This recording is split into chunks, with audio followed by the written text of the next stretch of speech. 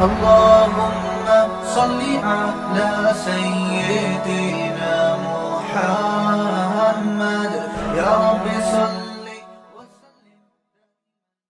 بسم اللہ الرحمن الرحیم. آج ہمارا لیکچر نمبر ہے 41. ہمارے 40 تفسیر کے لیکچر الحمدللہ مکمل ہو چکے ہیں. آج انشاءاللہ ہم 41 پڑھیں گے. سورہ عبس کا آخری حصہ چل رہا ہے. یوم یفر المرء من اخیہ، یہ بتا دیا تھا میں نے، یہ وہ دن ہوگا جس دن انسان اپنے بھائی سے دور بھاگے گا. المرء مرد کو کہتے ہیں، مراد ہے انسان، کیونکہ مرد بول کے انسان بھی مراد ہوتا ہے. وَأُمِّهِ، اور اپنی ماں سے، وَأَبِيهِ، ابی باپ کو کہتے ہیں، اور اپنے باپ سے دور بھاگے گا. وَصَاحِبَتِهِ، اور اپنی بیوی سے. صاحب کہتے ہیں ساتھ رہنے والا، صحبت ہے نا، کہتے ہیں نا آپ نے فلاں بزرگ کی صحبت اٹھائی ہے، ان کے ساتھ رہے ہیں. اور صاحب دوست کو بھی کہتے ہیں. تو صاحبہ اس کی مؤنث آتی ہے. تو صاحبتہ، اور اپنے ساتھ رہنے والی. اس لیے میں لوگوں کو اس میں ایک علمی نقطہ بھی بیان کرتا ہوں کہ اللہ تعالیٰ نے جہاں بھائی کا ذکر کیا وہاں اللہ نے بھائی کہا ہے سیدھا سیدھا. جہاں ماں کا ذکر کیا وہاں ماں کہا ہے. جہاں باپ کا ذکر کیا وہاں باپ کہا. جہاں بیوی کا ذکر کیا تو بیوی کے لیے زوجہ لفظ استعمال ہوتا ہے، لیکن وہاں صاحبہ کہا ہے، ساتھ رہنے والی. تو اس سے اشارہ ملتا ہے کہ انسان کے جتنے بھی رشتے ہیں اس سے انسان ایک وقت میں دور ہو بھی سکتا ہے، ہو بھی جاتے ہیں، ہم دیکھ رہے ہیں. لیکن بیوی جو ہے نا، ایک اللہ نے ایسا رشتہ بنایا ہے جو ہمیشہ آپ کے ساتھ رہتی ہے. تو اس لیے اللہ نے اس کے لیے صاحبہ کا لفظ استعمال کیا. تو یہ جو لوگ 2-2 3-3 سال کے لیے باہر ملکوں میں جاب کرتے ہیں نا، بیوی کو پیچھے چھوڑ کے چلے جاتے ہیں، ان کی نفی ہے اس آیت میں. تو وہ بنی ہی، اور بنی بنین بیٹوں کو کہتے ہیں، بن ابن بھی بیٹے کو. تو بنی ہی، اور اپنے بیٹوں سے بھی دور بھاگے گا. لِكُلِّ امْرِئٍ، لِكُلِّ امرئن، امرؤن مرد کو کہتے ہیں، المرء بھی کہتے ہیں، امرؤ بھی کہتے ہیں، امرا امری، یہ سب اس کے لیے استعمال ہوتا ہے. لِكُلِّ امْرِئٍ مِّنْهُمْ، ان میں سے ہر ایک مرد کے لیے، یعنی ہر ایک شخص کے لیے، یومئذ جس دن ایسا ہوگا، شأن ایک حالت ہوگی. شان کسے کہتے ہیں؟ حالت کو. ایک ایسی شان ہوگی، ایک ایسی حالت ہوگی، ایک ایسی کنڈیشن ہوگی، یغنیہ، اغنا اغنا یغنی، غنی کر دینا، اغنیا اکرما کی طرح. تو یغنیو تھا اصل میں، تو یغنی پڑھتے ہیں. ایک ایسی شان ہوگی یغنیہ، جو اس شخص کو مستغنی کر دے گی، بے پرواہ کر دے گی. ہم یغنی کا ترجمہ یوں کریں گے، بے پرواہ. ٹھیک ہے نا، بے پرواہ لکھنے کی ضرورت نہیں ہے، یہ پہلے بھی لفظ آ چکا ہے. غنی کر دینا. بے پرواہ کا مطلب یہ ہے کہ ایسی حالت، یعنی اتنی ٹینشن میں ہوگا، اتنے مسائل میں ہوگا کہ وہ دوسرے سے غافل ہو جائے گا، دوسرے کی ضرورت محسوس ہی نہیں کرے گا. بس وہ کہے گا میری جان کسی طرح سے بچے. وجوہن، وجہ کی جمع وجوہ آتی ہے، وجہ چہرے کو کہتے ہیں. وجوہن بہت سے چہرے، یومئذ جس دن ایسا ہوگا، مسفرتن چمکتے ہوئے ہوں گے. اسفرا یسفرو اسفارن، باب افعال. اور مسفر اس کا اسم فاعل آتا ہے، مسفرتن مؤنث آتی ہے. تو وجوہ چونکہ جمع ہے نا، تو اس کے لیے مؤنث کا لفظ استعمال ہوا، اکرم یکرم اکرامن کی طرح. اس کا معنی ہوتا ہے روشن ہونا، چمکنا. سفر کو بھی سفر کیوں کہتے ہیں؟ انسان اس میں ظاہر ہو جاتا ہے، یعنی اپنے شہر سے باہر نکل کے ایکسپوز ہو جاتا ہے نا، بالکل. تو اس میں یعنی یہ والا معنی پایا جاتا ہے، مسافر.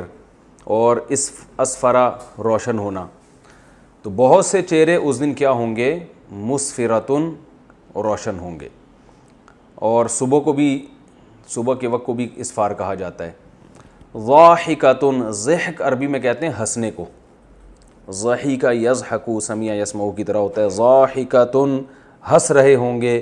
مستبشرۃن خوش ہوں گے. بشارت سے نکلا ہے، بشارت خوشخبری کو کہتے ہیں. آپ کو پتہ ہے نا بھی اس کی بشارت دے دو. بشیر بھائی ہوتا ہے نا اردو میں، بشیر خوشخبری دینے والا. تو مستبشرہ یہ باب استفعال، استخراج کی طرح ہے، استخراج کی طرح. استبشار، تو اس کا اسم فاعل آئے گا مستبشر، مؤنث آئے گی مستبشرہ. تو خوش ہوں گے بہت سے چہرے، ہنس رہے ہوں گے. وجوہن، اور بہت سے چہرے ہوں گے، یومئذ جس دن ایسا ہوگا، علیہا غبارہ، ان پر غبار ہوگا. غبر غبار سے اردو میں یہ لفظ استعمال ہوتا ہے. ان چہروں کے اوپر غبار ہوگا، یعنی غبار آلود چہرے ہوں گے. یہ کنایا ہے پریشانی سے. جیسے آدمی جب پریشان ہوتا ہے نا تو اس کو اپنی فکر نہیں ہوتی, اس کا چہرہ ایسے ہوتا ہے جیسے گرد و غبار پڑا ہوا ہے, اس کی رونق اور نور ختم ہو جاتا ہے. ترحقها, ترحقو یہ تضربو کی طرح ہے, یضربو, یضربانی, یضربونا, تضربو, یہ والا صیغہ ہے یہ. ترحقو اس کا معنی ہوتا ہے چھا جانا. ترحقها قطرہ, قطرہ سیاہی کو کہتے ہیں. میں نے آپ کو پہلے بتایا تھا کہ یہ جو مکی صورتیں ہیں, خاص طور پر 30واں پارہ اور کچھ 29ویں میں بھی, ان صورتوں میں کی وکیبس تھوڑی مشکل ہیں, یعنی اردو میں کم استعمال ہو رہی ہیں. تو باقی انشاءاللہ آگے جب ہم پڑھیں گے نا, پہلا, دوسرا, تیسرا, چوتھا, ان کی وکیبس بہت آسان ہیں. ترحقها قطرہ, ان چہروں پر چھائی ہوئی ہوگی سیاہی, وہی ہے کہ چہرے کی رونق ختم ہوگی.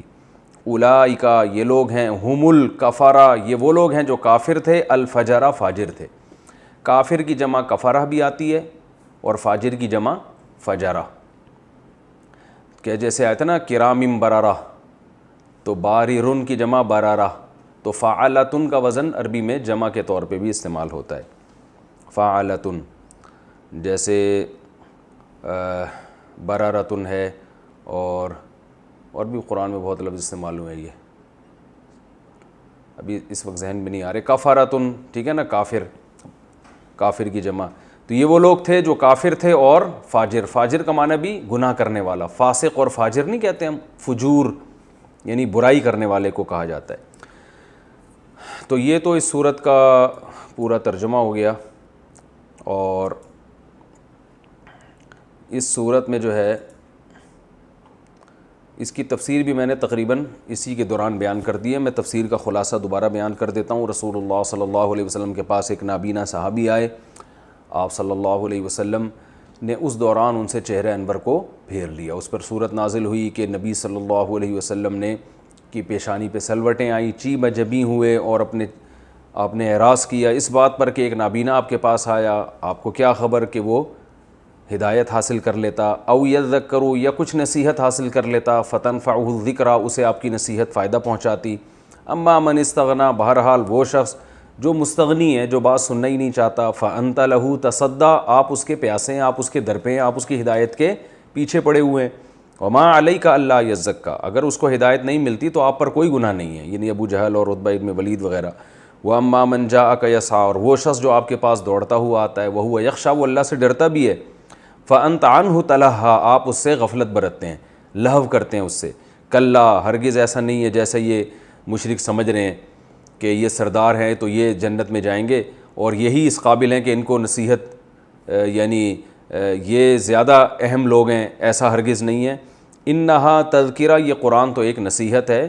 فمن شاء ذکرہ جس کا دل چاہے اس سے نصیحت حاصل کرے, اس میں کوئی فرق نہیں ہے مالداروں اور غریبوں کا. فی صحف مکرمہ اور اس قرآن کو عزت کی ضرورت بھی نہیں ہے کہ سردار لوگ ایمان لائیں تو اس کو عزت ملے گی, اس لیے کہ اللہ کے ہاں یہ ویسے ہی معزز ہے. فی صحف ایسے صحیفوں میں ہے, مکرمتن جو عزت والے صحیفے ہیں, مرفوعتن بلند ہیں, مطہرتن پاکیزہ ہیں یعنی لوح محفوظ میں جو ہیں. بِأَيْدِي سفارتن سفیر کی جمع سفرہ, میں نے بتایا تھا نا کفارہ برارہ آ رہا ہے تو سفیر کی جمع سفرہ آتی ہے. اور ایسے سفیروں کے ہاتھ میں ہیں کرامن جو خود عزت دار ہیں, برارہ اور نیک ہیں. قتل الانسان ما اکفرا تباہ ہو جائے انسان کیسی ناشکری کر رہا ہے. یعنی اللہ بتا رہے ہیں کہ اے نبی آپ جو ان بڑے بڑے سرداروں کو آپ سمجھا رہے ہیں, ان کو خود بھی تو سوچنا چاہیے نا, کیسی ناشکری کرتا ہے انسان. من ای شیء خلقہ کس چیز سے اللہ نے اس کو بنایا ہے. من نطفۃ ایک پانی کے قطرے سے بنایا, خلقہ اس کو بنایا, فقدرہ پھر اعضاء اس کے درست کر دیے, ثم السبیل یسرہ پھر اس کے لیے راستے کو آسان کر دیا, ماں کے پیٹ سے نکلنا اس کے لیے آسان بنا دیا. ثم اماتہ پھر اس کو موت دی, فاخبرہ قبر میں پہنچا دیا. ثم اذا شاء انشرہ جب چاہے گا اس کو دوبارہ زندہ کر لے گا. تو اتنے سارے تصرفات انسان, اور یہ اپنی سرداری پہ ناز کرتا ہے اور جو ہے اللہ کی آیات کا انکار کرتا ہے. کلا لما یقضی ما امرا ہرگز ایسا نہیں ہے. اصل بات یہ کہ انسان نے اللہ نے جو اسے حکم دیا تھا اس احکام کو انسان نے پورا نہیں کیا. فَلْيَنظُرِ الْإِنسَانُ إِلَىٰ طَعَامِهِ اللہ فرماتے انسان کو چاہیے اپنے کھانے کی طرف دیکھے. أَنَّا صَبَبْنَا الْمَاءَ صَبًّا کیسے اس بات کی طرف دیکھے کہ ہم نے آسمان سے کیسے پانی انڈیلا. ثُمَّ شَقَقْنَا الْأَرْضَ شَقًّا پھر کیسے ہم نے زمین کو پھاڑا ہے. فَأَنبَتْنَا فِيهَا حَبًّا اور ہم نے اگائے اس میں دانے. وعنبا وقضبا، اور انگور اور ترکاریاں، وزیتونا ونخلا، اور زیتون اور کھجور، وحدائق غلبا، اور بڑے یعنی گھنے باغات، وفاکہتاً اور پھل، وابا اور چارہ، متاعا لکم ولانعامکم تمہارے فائدے کے لیے اور تمہارے جانوروں کے لیے۔ فَإِذَا جَاءَتِ الصَّاخَّةُ جب کانوں کو بہرا کرنے والی آ جائے گی، یعنی وہ آواز، یعنی یہ ہمیشہ نہیں چلے گا یہ نظام۔ اللہ فرماتے ہیں یہ سب تمہارے فائدے کے لیے ہے، تو تمہیں بھی تو کسی مقصد کے لیے پیدا کیا ہے نا، تو تم اس مقصد میں پورے ہوتے ہو کہ نہیں ہوتے، تو اس کے بارے میں وہ ایک دن حساب کا آئے گا، اور وہ اس طرح سے آئے گا۔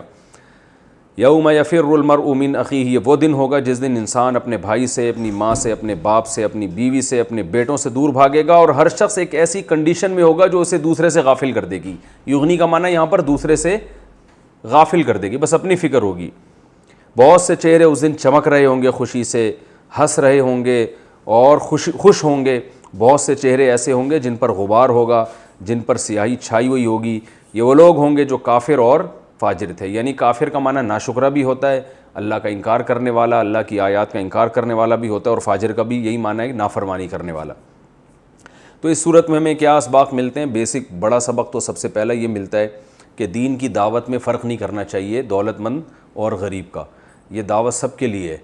بلکہ علماء کہتے ہیں کہ جو بھی تحریک شروع ہونا، اگر اس میں غریب لوگ نہ ہوں اور سارے مالدار ہوں، تو اس میں اس بات کا خطرہ ہوتا ہے کہ یہ دعوت برحق نہیں ہے، کیونکہ انبیاء کی دعوتوں میں سب سے زیادہ ہمیشہ سے غریب لوگ آئے ہیں، اور تمام انبیاء کو یہ طعنہ دیا گیا ہے کہ یہ جو غریب لوگ آپ کی مجلس میں بیٹھتے ہیں، ان کو آپ اپنی مجلس سے دور کریں گے تو ہم آئیں گے آپ کے پاس۔ نوح علیہ السلام کو بھی یہ طعنہ دیا گیا، ہمارے نبی کو بھی یہ سرداروں نے طعنہ دیا کہ یہ غریب آپ کی مجلس میں کیوں آتے ہیں، ہماری انسلٹ ہوتی ہے ان کے ساتھ بیٹھنا۔ تو جب کہ نبی صلی اللہ علیہ وسلم پر مالدار بھی ایمان لائے تھے، لیکن غریب شروع میں زیادہ تھے، تو نوح علیہ السلام کے ساتھ بھی ایسا، تو تمام پیغمبروں نے یہی جواب دیا کہ ہم ان کو اپنی مجلس سے دور نہیں کر سکتے، کیونکہ نوح علیہ السلام نے تو یہاں تک فرمایا کہ مجھے اللہ کے عذاب سے کون بچائے گا اگر میں ان کو اپنی محفل سے دور کر دوں گا۔ تو یہ اہل حق کی دعوت کا جو ہے نا ایک ظاہری علامت یہ ہوتی ہے کہ اس میں غریبوں کی تعداد زیادہ ہوتی ہے، اور امیر اور غریب میں فرق نہیں ہوتا۔ آج بہت سی تحریکیں ہیں، مالداروں میں تو بڑی محنت ہو رہی ہے اور غریب پہ وہ فکر ہی نہیں کرتے۔ دیکھیں، اگر کوئی اس نیت سے کرتا ہے نا کہ ایک قوم کے سردار ایمان لے آئے گا تو اس کی وجہ سے باقی نیچے کے لوگ بھی ایمان لے آئیں گے، اس نیت سے کوئی کسی سردار کے پاس جاتا ہے یا کسی سیاستدان یا بادشاہ کے پاس جاتا ہے، پھر تو کوئی حرج نہیں ہے۔ یہ تو موسیٰ علیہ السلام فرعون کے پاس گئے، ہمارے نبی الگ سے سرداروں کے پاس جایا کرتے تھے، لیکن اس کی بھی ایک حد ہونی چاہیے۔ اتنا ان پہ محنت کرنا کہ جو دین پہ چلنا چاہتے ہیں وہ ان کو آپ اگنور کرنا شروع کر دیں، یہ غلط ہو جائے گا۔ تو اس کا یہ مطلب نہیں ہے کہ دولت مندوں کے پاس الگ سے دعوت کے لیے جانا برا ہے، یہ مطلب ہرگز نہیں اس آیت کا، یا حکمرانوں کے پاس دعوت کے لیے جانا برا ہے، نہ، یہ تو پیغمبروں سے ثابت ہے۔ یوسف علیہ السلام بھی بادشاہ کے پاس گئے نا، جب بادشاہ نے بلایا فوراً چلے گئے۔ تو فرق یہ ہے کہ اتنا ان کو ترجیح دینا کہ وہ چاہتے نہیں ہیں پھر بھی ان کی فکر کرنا، اور غریب چاہ رہا ہے تو پھر بھی اس کو اگنور کر دینا، یہ غلط ہو جائے گا۔ یعنی اللہ کے ہاں سب سے پہلا جو حق ہے وہ ان لوگوں کا ہے جن کے اندر طلب ہے، جو چاہتے ہیں، جیسے عبداللہ ابن ام مکتوم، وہ چاہتے تھے کہ مجھے کچھ نصیحت کریں نبی، میں اس پر عمل کروں، اور وہ تو چاہتے نہیں تھے کم بخت جو سردار تھے۔ تو اس پہ اللہ نے فرمایا کہ چاہنے والوں کو بہرحال ترجیح دی جائے گی، جو ہدایت چاہتے ہیں۔ ہمارے حضرت مفتی رشید احمد صاحب رحمہ اللہ ناظم آباد میں بیان کیا کرتے تھے، تو بہت سے لوگ آیا کرتے تھے وہاں دور دور سے، تو کسی نے حضرت سے کہا فلاں جگہ جا کے بیان کیا کریں، وہ لوگ اتنا آپ کو بلا رہے ہیں۔ حضرت نے فرمایا کہ میں یہ جو یہاں میرے پاس بیان سننے کے لیے آ رہے ہیں نا، یہ وہ لوگ ہیں جن کے اندر ہدایت کی چاہت ہے، اور آپ مجھے جہاں جانے کا مشورہ دے رہے ہیں وہ سننے کے لیے، ان کو تو میں زبردستی جا کے بات سناؤں گا۔ تو ان لوگوں کا حق ان پر زیادہ ہے، کیونکہ یہ خود سننے کے لیے آ رہے ہیں، اور ہم جب جائیں گے تو وہ خود سننے کے لیے تھوڑی ہم تو ان کو کسی طرح زبردستی جمع کریں گے۔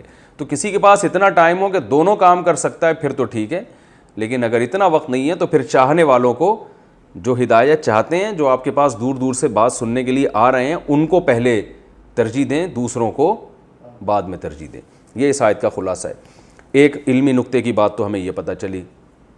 دوسری بات یہ پتہ ہے، اور اس میں بالکل فرق نہیں کرنا چاہیے، اس میں پھر اللہ کا غضب آتا ہے، اگر آپ نے کسی کو دولت کی بیس پہ ترجیح دے دی نا تو یہ زیادہ خطرناک ہے۔ دوسرا اس میں ہمیں یہ پتہ چلتا ہے کہ نبی صلی اللہ علیہ وسلم کو جب تنبیہ کی گئی تو آپ صلی اللہ علیہ وسلم عبداللہ ابن ام مکتوم پہ غضبناک نہیں ہوئے کہ یار آپ کی وجہ سے اللہ مجھ پہ ناراض ہوا ہے اور یہ، بلکہ حدیث میں آتا ہے کہ جب بھی عبداللہ ابن ام مکتوم آتے آپ ان سے بڑی خندہ پیشانی سے ملتے اور بہت اکرام کرتے اس آیت کے نازل ہونے کے بعد، اور فرماتے، صحیح حدیث ہے، ھذا الذی عاتبنی فیہ ربی، یہ ہے وہ شخص جس کی وجہ سے میرے رب نے مجھے ڈانٹا ہے، یہ الفاظ آپ فرماتے، یعنی اتنا مبارک آدمی ہے یہ۔ آج ہمیں کسی کی وجہ سے اگر ڈانٹ پڑ جائے کسی بڑے سے تو ہم ساری زندگی اسی کو تانے اور کوسنے دیتے رہتے ہیں، اس نے مروایا ہے، ٹھیک ہے نا، کہتے ہیں نا بھائی تو اس موقع پہ نہیں آتا نا، ہم ہوتے تو کیا کرتے، یار تم اس موقع پر آئے، ایک تو تم نے میری دعوت میں گڑبڑ کر دی، میں ایک بندوں سے بات کر رہا ہوں، تم درمیان میں آ کے اپنی لگا کے رکھی ہوئی ہے، ایک تو مجھے اس کی تکلیف، دوسرے تمہاری وجہ سے اللہ مجھ پہ ناراض ہو گیا۔ ہم یہ کہتے ہیں نا تمہاری وجہ سے اوپر سے اللہ کی طرف سے مجھے تنبیہ ہو گئی، تو یہ تو میں تو میرے سامنے نہیں آیا کرو اب، یا اللہ تو ہمیں نہیں کرے گا براہ راست، کوئی بڑے بزرگ ہوں، کوئی ہمارے والدین ہوں، مثال کے طور پر آپ کے والد صاحب کے کوئی دوست ہیں، ٹھیک ہے نا، آپ نے ان کا اکرام نہیں کیا صحیح طریقے سے، چائے نہیں پوچھا، والد صاحب نے آپ کو ڈانٹ لگا دی کہ یار میرا دوست آیا تھا بیٹا تم اس سے صحیح طرح سے ملتے، تو اب ہونا یہ چاہیے آئندہ آپ بہت اچھی طرح سے ملیں اس سے۔ آپ کے دل میں بوجھ آ گیا، یار اس کی وجہ سے میرے ابا نے مجھے ڈانٹا ہے، اس کی وجہ سے میرے ماموں نے مجھے ڈانٹا ہے، اس کی وجہ سے میری ماں سے مجھے ڈانٹ پڑی ہے، تو جس کے دل میں سلامتی ہوگی وہ کہے گا یار اس کی وجہ سے ڈانٹ پڑی ہے، اس کا مطلب یہ اس کی ویلیو میرے والدین کے دل میں بہت زیادہ ہے، تو وہ آئندہ پہلے سے زیادہ اکرام شروع کر دے گا۔ اور اگر دل میں فساد ہے تو آپ اس سے پہلے سے زیادہ بغض رکھو گے، اس کی وجہ سے ڈانٹ پڑی ہے، ٹھیک ہے نا، یہ کم بخت ہے، اس نے مجھے مروایا، بے وقت آ گیا تھا اور ابا نے بھی اس کی وجہ سے مجھے ڈانٹ دیا۔ تو اس میں ہمیں یہ بھی ملتا ہے کہ دل جب انسان کا پاکیزہ ہوتا ہے تو کسی بڑے کی وجہ سے اگر کسی شخص کے بارے میں ڈانٹ پڑے تو انسان اس شخص کی ویلیو بڑھتی ہے کہ یار یہ اتنا عظیم ہے کہ فلاں نے مجھے اس کی وجہ سے ڈانٹا ہے، اس کا مطلب مجھے آئندہ اس کا اور اکرام کرنا ہے۔ اور اگر حسد کے جذبات آ رہے ہیں اور تکلیف ہو رہی ہے، یار یہ کمبخت اس کی وجہ سے والدین سے ڈانٹ پڑی، آئندہ اکرام تو کرے گا کہ ابا دوبارہ نہ ڈانٹے، لیکن دل میں سوچے گا، تو اس کا مطلب آپ کا دل کیا ہے، فسادی ہے۔ تو ہمارے نبی صلی اللہ علیہ وسلم کا ظرف دیکھیں، میں تو حیران ہوتا ہوں کہ سید الانبیاء، تمام پیغمبروں کے سردار ہیں، کتنا بڑا مقام، اور وہ ایک بیچارے غریب نابینا، غریب بھی ہیں اور نابینا بھی ہیں، اور بظاہر بے وقت آئے ہیں وہ، ٹھیک ہے نا، لیکن ہمارے نبی پوری زندگی ان کا اکرام کرتے رہے، جب بھی آتے کہتے یہ ہے وہ شخص جس کی وجہ سے میرے رب نے مجھے ڈانٹا ہے۔ کیا مطلب، میرے رب کے نظر میں اس شخص کا اتنا بڑا مقام ہے، کیسا اکرام کیا کرتے تھے۔ تو آج بس دولت مندوں کی تو بڑی قدر ہے، اور جو ویسے ہی ہو، اور کوئی غریب کا اللہ کے ہاں جو بھی مرضی مقام ہو، کہتے ہیں جو مرضی اللہ کے ہاں مقام ہو ہے تو غریب نا، ٹھیک ہے نا، معاشرے میں عزت تو نہیں ہے، تو ہمارا کرائٹیریا ہی ایک عجیب سا ہو چکا ہے۔ تو اس سے دوسرا سبق ہمیں یہ بھی ملتا ہے، اور باقی تو اسباق جو ہیں وہ تو واضح ہیں بالکل، کہ اللہ تعالیٰ نے فرمایا کہ اپنی اوقات دیکھو، اپنی حقیقت دیکھو، پانی کے قطرے سے بنایا، پھر ساری زمین تمہارے لیے بنائی، تو یہ سب کچھ ایسا ہی نہیں، ایک دن ختم ہوگا، تو کل قیامت کے دن تم نے حساب و کتاب بھی دینا ہے۔ اور چوتھا سبق ہمیں یہ بھی ملتا ہے کہ ایک دن آنے والے ہم سب اپنے رشتہ داروں سے دور بھاگیں گے، تو رشتہ داروں کے لیے اللہ کو ناراض کرنا یہ حماقت ہے، کل انہی رشتہ داروں سے جان چھڑا رہے ہوں گے، بھاگ رہے ہوں گے، تو ان رشتہ داروں کو اللہ کے لیے تو ان سے محبت کیا کریں، اور ان سے محبت میں اتنا غلو کہ اللہ ہی کو ناراض کرنا شروع کر دیں۔ بیوی کی خاطر گھر میں جناب کیبل لگوا لی، فلمیں دیکھ رہے ہیں، اور بیگم کی خاطر داڑھی کاٹ لی، کل اسی بیگم سے دور بھاگ رہے ہوگے جس کو آج اتنا خوش کر رہے ہو، یا بیوی نے شوہر کی خاطر پردہ چھوڑ دیا، یا اور اس طرح کے جو ہے نا اللہ کی نافرمانی، یا اولاد کی خاطر رشوت لینا شروع کر دی، یا کوئی بھی ناجائز کام کیا، تو اللہ فرما رہے ہیں کل انہی سے تم دور بھاگو گے۔ یہ تو سورہ عبسہ و تولیٰ ہے۔ آگے اگلی صورت ہم شروع کرتے ہیں۔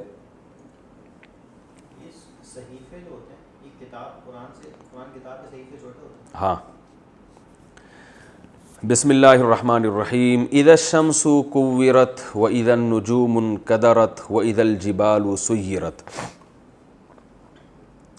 یہ سورہ شمس بھی، اس کو سورہ تکویر کہتے ہیں، اس کا نام ہے سورہ تکویر۔ اذا الشمس کورت، اذا کا معنی جب، شمس سورج کو کہتے ہیں نا شمسی توانائی، یہاں مجھے چٹکلا یاد آ رہا ہے، ہمارے ساتھ ایک استاد سے بہت بیچارے نحیف سے نا، تو ہم کہیں سفر میں تھے، تو اب وہ اتنے کمزور تھے، ان پہ ہمیں ویسے ہی ترس آتا تھا، لیکن بڑے ہمت والے وہ سفر میں چلتے تھے ہمارے ساتھ.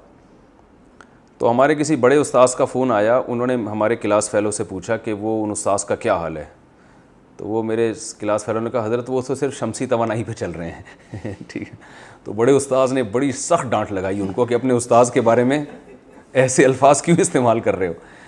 تو وہ ہمارے کلاس فیلو تھے نا، وہ بہت سخت ڈانٹ لگائی یار یہ اپنے استاذوں کے بارے میں ایسے لفظ استعمال کرتے ہیں. تو وہ واقعہ جو ہے نا، مجھے جب یہ شمسی توانائی کی بات آتی ہے نا تو مجھے وہ پرانا واقعہ یاد آ جاتا ہے. تو وہ تو استاذ تھے، ایسا نہیں کہنا چاہیے، لیکن حقیقت یہ ہوتا ہے کہ سورج کی روشنی میں واقعی بڑی توانائی ہے. بہت سے لوگ کس پہ چل رہے ہوتے ہیں؟ شمسی توانائی پہ چل رہے ہوتے ہیں. اذا الشمس کورت، جب سورج بے نور کر دیا جائے گا. کورت سبحت کی طرح ہے، سبح یسبح، صحیح ہے نا، یسبح تسبیح بیان کرتا ہے وہ، اور سبح اس نے تسبیح بیان کی، سبحہ اس کی تسبیح بیان کی جائے. تو کورہ کا معنی اصل میں ہوتا ہے لپیٹنا. کورہ کا معنی کیا ہوتا ہے؟ کورہ یکور تکویرن، یعنی جب سورج لپیٹ دیا جائے گا، تو مطلب یہ کہ بے نور کر دیا جائے گا. وَإِذَا النُّجُومُ، نجوم نجم کی جمع ہے، نجم ستارے کو کہتے ہیں. وَإِذَا النُّجُومُ، اور جب ستارے انکدرت جھڑ پڑیں گے. انکدار کا معنی ہوتا ہے جھڑنا، کوئی چیز جھڑ جاتی ہے نا، تو یہ بھی ستاروں کے اپنی جگہ سے ہلنے سے کنایا ہے. یہ نہیں کہ ستارے کہیں چپکے ہوئے ہیں اور وہ ایسے جھڑ جائیں گے، یہ کیونکہ دیکھنے میں ایسا لگے گا نا. تو قرآن ایک بلاغت کی کتاب ہے، تو وہ ایسی تعبیر کرتا ہے جیسے جو ہمیں نظر آ رہی ہو. وَإِذَا، جیسے ہم کہتے ہیں سورج مشرق سے نکلتا ہے، سارا دن ہم یہی کہتے ہیں نا، حالانکہ یہ تو جھوٹ ہے، سورج تو نکلتا ہی نہیں، سورج تو اپنی جگہ کھڑا ہوا ہے، زمین گھوم جاتی ہے. لیکن لغت میں سائنسی حقیقت کو نہیں دیکھی جاتی کہ ہو کیا رہا ہے. لغت ہمیشہ مشاہدے پر بات کرتی ہے. اب آپ سے آپ کی امی نے پوچھا کہ بیٹا ذرا دیکھ کے بتانا سورج کس وقت نکلے گا، ہے بھائی ٹائم بتاؤ تاکہ میں نے فجر کی نماز پڑھنی ہے. آپ نے کہا امی میں نے ابھی گوگل پہ سرچ کیا، سورج تو نکلتا ہی نہیں ہے، تو یہ ٹائم ہی سارے غلط لکھے ہوئے ہیں، سورج تو نکلتا ہی نہیں ہے. زمین یوں کر، آپ یہ بولو زمین اس ایسے کب گھوم کے یوں جائے گی کہ سورج ہمیں نظر آنا شروع ہو جائے، اس کا ٹائم لکھا ہوا ہے. تو اماں بولے گی بیٹا یہ تم کسی لیبارٹری میں نہیں بیٹھے ہوئے، ٹھیک ہے نا، سیدھے سیدھے بتاؤ، کیونکہ ہمیں تو نکلتا ہوا نظر آتا ہے نا. تو قرآن چونکہ ایک ہدایت کی کتاب ہے، وہ سائنس کی کتاب نہیں ہے، تو وہ قرآن لوگوں کی سطح پہ آ کے بات کرتا ہے. ہدایت کی کتاب ہے نا، تو لوگوں سے بات کرے گا اس سطح پہ آ کے جو لوگوں کی سطح ہے، جو ہر دور میں قابل قبول ہے. تو اس لیے قرآن نے یہ بھی کہا کہ سورج مشرق سے نکلتا ہے اور جو ہے نا سورج چل رہا ہے. یہ سب باتیں قرآن نے کی کیونکہ مشاہدہ میں یہی نظر آ رہا ہے، ورنہ حقیقت ایک سائنسی حقیقت وہ اس کے برخلاف ہو سکتی ہے. جیسے قرآن نے کہا کہ ذوالقرنین علیہ السلام گئے یعنی انتہائی مغرب کی طرف، تو اس سورج کو دیکھا کہ وہ کیچڑ میں غروب ہو رہا ہے. وہ کیا ہے، حتیٰ اذا بلغ مغرب الشمس وجدہا تغرب فی عین حمیۃ، ایک کیچڑ والے چشمے میں جو ہے نا سورج غروب ہوتا ہوا ان کو نظر آیا. تو چونکہ مشاہدے میں ایسا لگ رہا تھا کیچڑ میں غروب ہو رہا، حالانکہ کیچڑ میں تھوڑی غروب ہوتا ہے سورج، تو وہ تو جو ہے نا وہ. تو وَإِذَا النُّجُومُ انْكَدَرَتْ، جب ستارے جھڑ پڑیں گے، کیونکہ لگے گا ایسے ہی کہ اپنی جگہ سے ہل رہے ہیں. وَإِذَا الْجِبَالُ سُيِّرَتْ، اور جب پہاڑ چلا دیے جائیں گے. یہ سُيِّرت کا لفظ پہلے بھی آ چکا ہے. وَإِذَا الْعِشَارُ عُطِّلَتْ، عشار عشر سے نکلا ہے، عشر 10 کو کہتے ہیں. عربی میں عشار اس اونٹنی کو کہتے ہیں جو 10 ماہ کی گابھن ہو، یعنی اس کا حمل 10 مہینے کا ہو. 10 مہینے کا جب حمل ہوتا ہے تو بس وہ بچہ جننے والی ہوتی ہے. تو عرب میں وہ بہت قیمتی چیز ہوتی تھی. عرب میں اونٹ ایسے تھا جیسے آج BMW ہو یا لینڈ کروزر کسی کے پاس ہو، ایسی ویلیو تھی. اور خاص طور پہ وہ اونٹنی جو بچہ دینے والی ہے اس کی ویلیو سب سے زیادہ ہوتی تھی. تو اللہ نے فرمایا وَإِذَا الْعِشَارُ، جب 10 ماہ کی گابن اونٹنیاں عُطِّلَتْ چھوڑ دی جائیں گی. تعطیل سنا ہے نا، آج یوم تعطیل، چھٹی کا دن. عطل یعطل تعطیلا، بیکار چھوڑ دینا. آج یوم تعطیل ہے، مطلب آپ سب بیکار گھومیں گے. تو ہمارے ہاں زیادہ تر دن یوم تعطیل ہوتے ہیں پاکستان میں، کبھی کبھار کام کا ورکنگ ڈے بھی ہوتا ہے. پھر اس ورکنگ ڈے میں بھی لوگوں نے لیو لی ہوئی ہوتی ہے کوئی بیماری کی، تو بہت ہی سال میں 2-4 دفعہ ہی کوئی میرا خیال ہے ورکنگ ڈے آتا ہے ہمارے یہاں۔ تو وَإِذَا الْعِشَارُ عُطِّلَتْ، اور جب 10 ماہ کی گابن اونٹنیاں عُطِّلَتْ بیکار چھوڑ دی جائیں گی۔ کیا مطلب؟ یعنی قیامت کا دن ایسا ہولناک ہوگا کہ اتنے قیمتی مال کی بھی لوگوں کو پرواہ نہیں رہے گی۔ گابھن اونٹنیوں کی مثال اس لیے دی ہے کہ قرآن کے اولین مخاطب عرب ہیں نا، تو ان کے ہاں سب سے قیمتی مال کیا تھا؟ یہ اونٹنی جو 10 ماہ کی گابھن ہو، یعنی حمل ہو اس کے پیٹ میں 10 مہینے کا، تو چونکہ وہ بچہ جننے والی ہے نا، اس کی بڑی ویلیو ہوتی تھی۔ تو اللہ فرماتے ہیں جب یہ بھی بیکار، یعنی اتنی ہولناکی کا دن ہوگا کہ لوگ اس قیمتی مال کی طرف بھی توجہ نہیں کریں گے۔ تو مراد یہ ہے کہ جتنا بھی قیمتی مال ہوگا انسان اس سے غافل ہو جائے گی۔ تو ہم دنیا میں بھی دیکھتے ہیں جب زلزلے آتے ہیں اور یہ آفتیں آتی ہیں تو لوگ بھول جاتے ہیں سب کچھ، اللہ سب کو بچائے۔ وَإِذَا الْوُحُوشُ، اور جب وحشی جانور، وحوش وحشی سے نکلا ہے، حشرت جمع کر دیے جائیں گے، یعنی شہر میں آ جائیں گے خوف کے مارے۔ جو جنگلوں کے جانور ہیں نا وہ بھاگ کے خوف کے مارے شہر میں جمع ہو جائیں گے۔ وَإِذَا الْبِحَارُ، بحر کہتے ہیں سمندر کو، بحار اس کی جمع آتی ہے۔ وَإِذَا الْبِحَارُ سُجِّرَتْ، سجرا یسجر تسجیرن، سبح یسبح تسبیحن کی طرح۔ اس کا معنی ہوتا ہے آگ لگانا، بھڑکانا، صرف آگ لگانا نہیں بلکہ آگ بھڑکانا۔ جب سمندروں کو، بحر کہتے ہیں سمندر کہتے ہیں نا، بحر الکاہل، بحر عرب ہوتا ہے کہ نہیں ہوتا، جب سمندروں کو بھڑکا دیا جائے گا یعنی اس میں آگ لگا دی جائے گی۔ وَإِذَا النُّفُوسُ، اور جب نفوس یعنی لوگ، نفس انسان کو کہتے ہیں، نفوس اس کی جمع، زُوِّجَت جوڑے جوڑے بنا دیے جائیں گے۔ جوڑے جوڑے کا مطلب نیک لوگوں کو الگ اور برے لوگوں کو الگ کر دیا جائے گا، حصوں میں ڈیوائیڈ کر دیا جائے گا ان کو، ٹھیک ہے نا، الگ الگ جمع کر دیا جائے گا، یہ بھی اس کا ترجمہ کیا جاتا ہے۔ جب یعنی ڈیوائیڈ کر دیا جائے گا، مختلف جوڑے بنا دیے جائیں گے ان میں۔ زوجہ، زوج شوہر کو کہتے ہیں نا، زوجہ بیوی کو کہتے ہیں، زوجت سبحت کی طرح یہ، یعنی جب لوگوں کو کیا کر دیا جائے گا، تقسیم کر دیا جائے گا مختلف حصوں میں۔ جیسے سورہ واقعہ میں آتا ہے نا، اصحاب الیمین اور اصحاب الشمال اور والسابقون السابقون، 3 قسم کے لوگ ہو جائیں گے۔ وَإِذَا الْمَوْعُودَةُ، اور جب موعودہ، وعدہ یوعدو، جس کو یعیدو کہتے ہیں، اس کا معنی ہوتا ہے زندہ دفن کرنا، وعدہ یوعدو، ٹھیک ہے نا، جس کو یعیدو پڑھا جاتا ہے ضرب یضربو کی طرح۔ تو اب مضروب مارا جائے جس کو نا، اور موعود جس کو زندہ دفن کیا جائے، اور موعودہ جس لڑکی جس کو زندہ دفن کیا جائے۔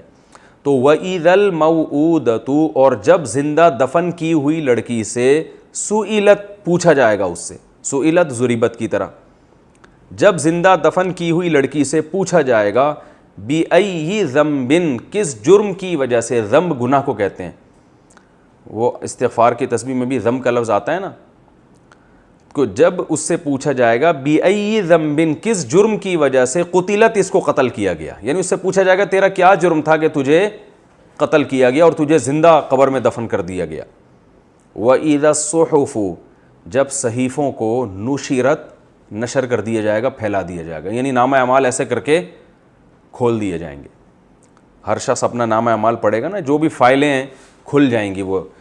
وَإِذَا السَّمَاءُ كُشِطَتْ، جب آسمان کو کھول دیا جائے گا، اصل میں عربی میں کہتے ہیں کشتا ضربہ کی طرح، الجلد، کھال کو، جلد کو کھال کو کہتے ہیں، کھال ادھیڑنے کو کیا کہتے ہیں، کشت الجلد، یعنی کسی کی کھال ادھیڑ دیں نا آپ، کوئی چیز ایسے کر کے اکھیڑ کے ہٹا دیں، تو آسمان کو بھی گویا ایک چمڑے سے تشبیہ دی جا رہی ہے اور اس کو ایسے کر کے اکھاڑ دیا جائے گا۔ تو اس کا ہم آسان ترجمہ کریں گے جب آسمان کو کھول دیا جائے گا، یعنی آسمان ایک چھت کی طرح ہے نا، جس میں نے تفصیل سے بات کی تھی، اس کو، اس کے چمڑے کو ہٹا دیا جائے گا وہاں سے، یعنی چمڑا تو نہیں، آسمان ایک مثال دی جا رہی ہے۔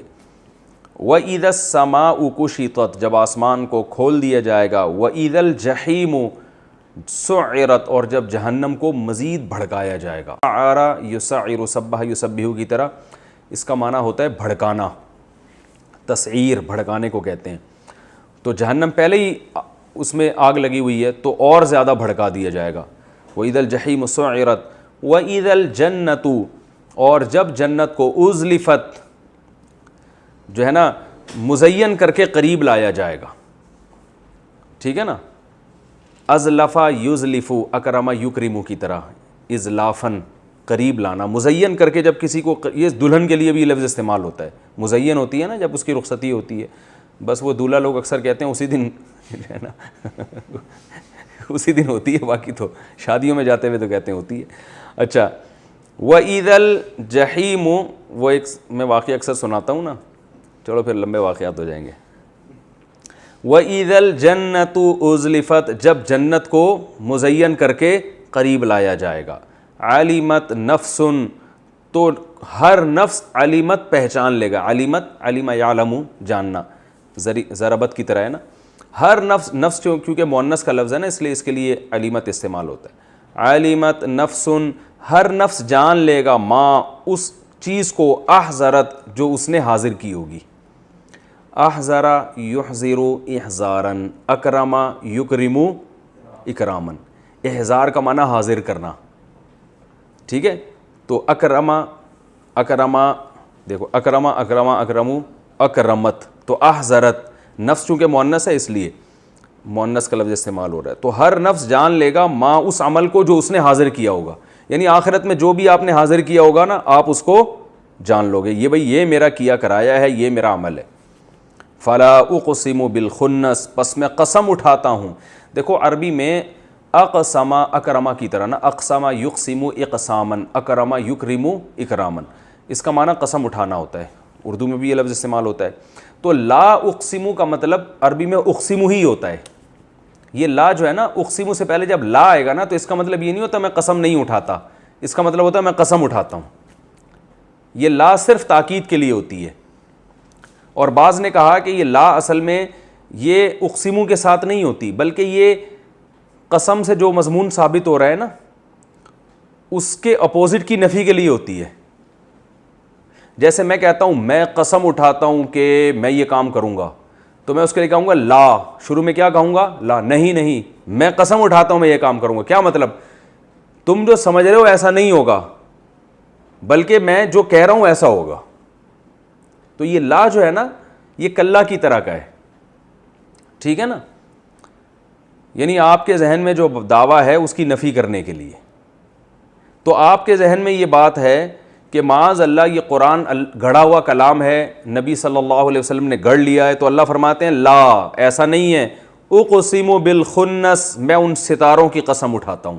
ٹھیک ہے, تو یہ چونکہ اقسم کے ساتھ جیسے قرآن میں آتا ہے لا اقسم بیوم القیامہ, اب جو ان پڑھ اناڑی ہوتے ہیں وہ ایسے ترجمہ کریں گے میں قسم نہیں اٹھاتا قیامت کے دن کی. ٹھیک ہے نا, تو یہ مطلب نہیں ہوتا, بلکہ ہوگا نہیں تم جو کہہ رہے ہو قیامت نہیں آئے گی یا حساب و کتاب نہیں ہوگا, نہ ایسا نہیں ہے. اقسم بیوم القیامہ, بلکہ میں قیامت کی قسم اٹھاتا ہوں. تو اتنی ڈیٹیل یاد نہیں بھی ہوتی, بس آپ اتنا یاد رکھیں کہ یہ جو اقسم سے پہلے لا ہے یہ محض تاکید کے لیے ہے. اس کا وہ معنی نہیں ہے جو لا اضربو کا معنی ہے. لا اضربو کا معنی میں نہیں ماروں گا, تو لا اقسم کا معنی یہ نہیں ہے کہ میں قسم نہیں اٹھاتا, بلکہ اس کا معنی ہے میں پکی ڈھکی قسم اٹھا کے کہتا ہوں. فلا اقسم بالخنس. اب دیکھو خنس کا لفظ آپ پڑھ چکے ہیں, من شر الوسواس الخناس. خناس کسے کہتے تھے, پیچھے ہٹنے والا, یعنی آگے چلتے چلتے پیچھے جو ہٹ جاتا ہے. تو شیطان پہلے دل پہ حملہ کرتا ہے اور پھر پیچھے ہٹتا ہے. جب دیکھتا ہے انسان اللہ کا ذکر کر رہا ہے تو پیچھے ہٹتا ہے, پھر حملہ کرتا ہے, پھر دیکھتا ہے کہ, یعنی شیطان 24 گھنٹے انسان پہ حملہ نہیں کر رہا ہوتا, بلکہ جب انسان اللہ کی طرف رجوع کرتا ہے تو شیطان بھی پیچھے ہو جاتا ہے. تو خنس یہ بھی اس ستارے کو کہتے ہیں جو چلتے چلتے پیچھے ہٹ جاتے ہیں. فلا اقسم بالخنس, میں قسم اٹھاتا ہوں ان ستاروں کی جو چلتے ہوئے پیچھے ہٹ جاتے ہیں. الجواری, جواری جاریہ کی جمع ہے, جاریہ ضاربت ان کی طرح, جرایا یجریو جس کو ہم جرا یجری پڑھتے ہیں, ضربا یضربو کی طرح. اس کا معنی ہوتا ہے چلنا. کہتے ہیں نا پانی جاری ہے, کیا مطلب پانی چل رہا ہے, اور حکومت نے حکم جاری کیا ہے, یعنی حکم ایک چلا دیا ہے, کہتے ہیں نا. تو تو جاری یہیں سے جوار یعنی جواری تھا اصل میں، زوارب، جیسے مسجد کی جمع مساجد تو جاری کی جمع جواری، ٹھیک ہے نا.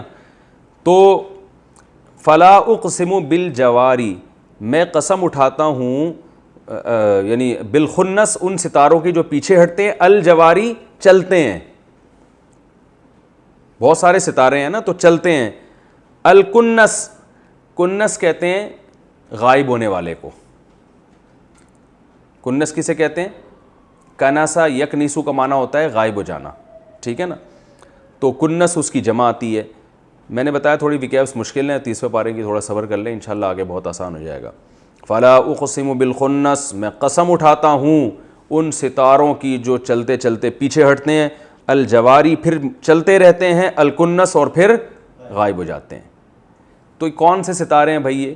یہ بھی ظاہر کے لحاظ سے ہیں. کہتے ہیں یہ جو یہاں ستاروں سے مراد یہ جو ظاہر چلتے جو ہیں نا، ان کو اردو میں ستارہ نہیں بلکہ سیارہ کہتے ہیں. ستارہ تو ہمیں ایک ہی جگہ کھڑا ہوا نظر آتا ہے نا، اور سیارے کیا ہوتے ہیں جو آپ نے آسمان پہ دیکھا ہوگا کبھی کبھار چلتا ہوا بھی نظر آتا ہے. تو یہ جو مشہور 9 ستارے ہیں، عطار، زہرہ، زمین، مریخ، مشتری، زحل اور نیچون، پلوٹو، پتہ نہیں انگلش میں کیا نام ہے ان کو، یہ ہے نا مشہور سیارے ہیں نا. زمین بھی تو 10 دریافت ہو گئے ہیں نا. ہم جب چھوٹے تھے تو اس وقت 9 دریافت ہوئے تھے ابھی. او بھائی سائنس کے طالب علم انجینئر صاحب، واسع خان انجینئر ہیں ماشاءاللہ، بن رہے ہیں. کتنے سال ہو گئے آپ کے این ای ڈی میں؟ 6 مہینے ہو گئے. ابھی تو انجینئر کا ساشا بھی نہیں بنے آپ. انجینئر بنتے ہی پھر آپ امید ہے کہ آپ رفع الیدین کے مسائل اور انشاءاللہ ٹھیک ہے نا تقلید اور یہ سب چیزیں آپ شروع کرو گے. ٹھیک ہے، آج کل تو یہی ہو رہا ہے نا. اچھا خیر، بتاؤ کتنے سیارے دریافت ہو چکے ہیں؟ بہرحال یہ جو سورج کے گرد گھومنے والے ستارے ہیں نا، سیارے، یہ مراد ہیں یہاں پہ. تو ان میں کچھ سیارے ایسے ہیں جو مشتری ہے یا زحل ہے، جو ہمیں ایسا لگتا ہے آسمان پہ چل رہے ہیں اور کبھی ایسے جا رہے ہوتے ہیں اور کبھی مخالف سمت میں چل رہے ہوتے ہیں. تو ہمیں چونکہ ایسا مشاہدہ نظر آتا ہے تو اللہ نے ان ستاروں کی قسمیں اٹھائیں. یہ مطلب نہیں ہے کہ ستارہ آگے جاتے جاتے ایک دم ریورس ہو جاتا ہے، یہ تو ہوتا نہیں ہے ایسا. تو یعنی یہ تو پاسبل نہیں ہے یعنی اسباب کی دنیا میں. تو کچھ ستارے ایسے ہیں، ستارے کہہ رہا ہوں، سیارے. سیارے کو انگلش میں کیا کہتے ہیں یار؟ پلینٹ نا. تو کچھ پلینٹ ایسے ہیں جو یوں جاتے جاتے کبھی یوں جا رہے ہوتے ہیں اور پھر پیچھے چل رہے ہوتے ہیں. آپ نے دیکھا کبھی آسمان؟ تو پھر اتنے کانفیڈنس کے ساتھ کیوں کہہ رہے ہو؟ میں نے کہا شاید دیکھا، اس نے کہہ رہے جا رہے ہیں تو پیچھے اٹھتے ہیں. بہرحال آپ آسمان میں بیٹھے مشاہدہ کریں تو سیارے ایسے ہوتے ہیں جو ایسے جاتے ہوئے نظر آتے ہیں اور پھر ایسے جاتے ہوئے نظر آتے ہیں اور غائب ہو جاتے ہیں. تو یہ بھی اللہ کی قدرت کی کمالات ہیں نا. آسمان میں ایک عجیب دنیا ہے، ایک عجیب دنیا ہے آسمان میں. اور ستاروں کی، سیاروں کی حرکتیں، کوئی اس طرح جا رہا ہے، کوئی اس طرح جا رہا ہے، کوئی غائب ہو رہا ہے اور پھر طلوع ہو رہا ہے، دوبارہ نظر آ رہا ہے. پورا ایک آسمان جو ہے نا، یہ ایک پورا ایک سسٹم ہے بڑا عجیب و غریب، اور یہ آپس میں ٹکراتے نہیں ہیں. تو اللہ نے اپنی قدرت کی دلیل دی ہے. فرمایا کہ ان سیاروں کی قسم، واللیل اذا عسعس، اور رات کی قسم جب وہ جانے لگے. عسعسا کا معنی ہوتا ہے جانے والی، جانا. یہ بھی دہرجہ کی طرح، یہ باب میں نے آپ کو پڑھایا نہیں کیونکہ بہت کم استعمال ہوتا ہے. یہ ضربہ کی طرح ہے، بس آپ سمجھ لیں. جب وہ جانے لگے. والصبح اذا تنفس، اور صبح کی قسم اذا تنفس، جب وہ روشن ہونے لگے. ٹھیک ہے، تنفسا کا معنی بھی روشن ہونا، یعنی جب صبح آنے لگے، ہم یوں کہہ سکتے ہیں رات جب جانے لگے اور صبح کی قسم جب وہ آنے لگے. تو یہ اللہ کے عجیب تصرفات ہیں کہ بالکل ایک اپوزٹ چیزیں بھی ہو رہی ہیں نا کائنات میں. سیاروں کی حرکت ایسے بھی ہے اور اس کے مخالف سمت میں بھی ہے. طلوع ہوتے ہوئے بھی نظر آ رہے ہیں، غائب بھی ہو رہے ہیں. رات جا بھی رہی ہے اور صبح آ رہی ہے. بالکل اس کائنات کا جو سسٹم ہے نا وہ کیا ہے؟ بالکل ایک یعنی 2 متضاد چیزوں پہ قائم ہے، متضاد اصولوں پہ قائم ہے. تو اللہ فرماتے ہیں کہ میں اس بات پر قسم اٹھاتا ہوں، انہ لقول رسول کریم، کہ یہ قرآن ایک معزز فرشتے کا کلام ہے، یہ محمد صلی اللہ علیہ وسلم کا بنایا ہوا نہیں ہے. کیا مطلب؟ کہ یہ کائنات کا جو نظام ہے نا وہ اسی پر قائم ہے کہ اندھیرا بھی ہوگا اور روشنی بھی ہوگی، ستارے طلوع بھی ہوں گے اور غائب بھی ہوں گے. تو اسی طرح انسان بھی ایک ہی جیسے نہیں ہیں، 2 قسموں پر ہیں، اچھے بھی اور برے بھی. اچھے ٹھکانے والے بھی اور برے ٹھکانے والے بھی، جہنم میں جانے والے بھی اور جنت میں جانے والے بھی. اور یہ بات قرآن کے علاوہ کوئی نہیں بتاتا. دنیا کی کوئی کتاب اس بات کو ہائی لائٹ نہیں کرتی ہے. انسان تو سب اپنی معیشت میں، اور یہ واسع خان تو اپنے NED یونیورسٹی میں یہ تو انجینئر بننے میں لگے ہوئے ہیں. یہ تو پنکھے ٹھیک کرنا اور ایئر کنڈیشن ٹھیک کرنا اور یہ ساری چیزیں جو ہے نا یہ بتائیں گے ہمیں. تو یہ سب چیزیں اس بات کی علامت ہیں کہ یہ قرآن کیا ہے، یہ برحق کلام ہے، یہ باطل کلام نہیں ہے. کیونکہ یہی تو ایک کتاب ہے جو ہمیں بتا رہی ہے کہ انسانوں کی بھی دو قسمیں، اچھے اور برے، اور ان کا ٹھکانہ بھی سب کا ایک جیسا نہیں ہے، جنت اور جہنم. تو اللہ فرماتے ہیں انہ لقول رسول کریم، یہ قول ہے ایک فرشتے کا. یہاں رسول سے مراد فرشتے ہیں، کیونکہ آگے جو صفات آ رہی ہیں وہ حضرت جبریل علیہ السلام کی آ رہی ہیں، اور ان کی طرف مجازن نسبت ہے. کلام تو اللہ کا ہے نا، لیکن حضرت جبریل چونکہ واسطہ بن رہے ہیں، وہ کلام اللہ سے لے کے نبی تک پہنچاتے ہیں، تو اس لیے مجازن اس کو کس کا کلام کہہ دیا؟ جبریل کا، یعنی فرشتے کا کلام. تو حقیقت میں اللہ کا کلام ہے، تو مجازن نسبت کی جاتی ہے کہ یہ فرشتے کا کلام ہے. یعنی بتانا یہ مقصد ہے کہ محمد صلی اللہ علیہ وسلم کا اپنا کلام نہیں ہے. تو یہ قول ہے ایک رسول کا، یعنی ایک فرشتے کا. رسول قاصد ہے نا بھائی، رسول کہتے ہیں قاصد کو، رسالہ سے نکلا ہے نا، میں نے بتایا تھا. تو یہ اللہ کے قاصد کا جو کریم معزز فرشتے ہیں. اور انہ لقول رسول کریم ذی قوت، طاقتور ہیں، عند ذی العرشی، عرش والے کے پاس. ذی وجاہت، وجاہت والا، ذی شان، شان والا، ذی العرش، عرش والا. تو عرش والا کون ہے؟ اللہ ہے نا. ذی العرشی، مکین، ٹھکانے والے ہیں. مکین کسے کہتے ہیں؟ جس کا مضبوط ٹھکانہ ہو. مکان سے نکلا ہے نا، جس کے پاس مکان ہوتا ہے وہ اس میں مکین ہوتا ہے. مکان کو کہتے ہیں، جو اس میں رہنے والے ہیں ان کو کیا کہتے ہیں؟ مکین، یعنی جو جن کے پاس ایک مضبوط ٹھکانہ ہو. تو اللہ فرماتے ہیں کہ یہ جو کلام ہے ایک معزز فرشتے کا کلام ہے، ذی قوہ، جو بہت طاقتور ہے. جبریل علیہ السلام کو ایک دفعہ نبی صلی اللہ علیہ وسلم نے اپنی اصلی حیت میں دیکھا تو آپ صلی اللہ علیہ وسلم بے ہوش ہو گئے تھے. بہت طاقتور ہیں.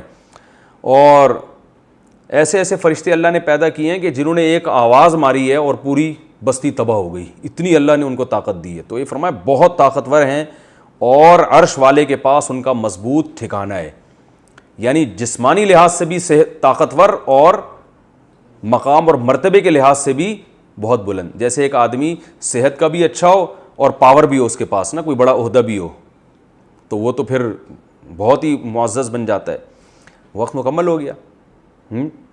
بس انشاءاللہ پھر آگے اگلے درس میں انشاءاللہ.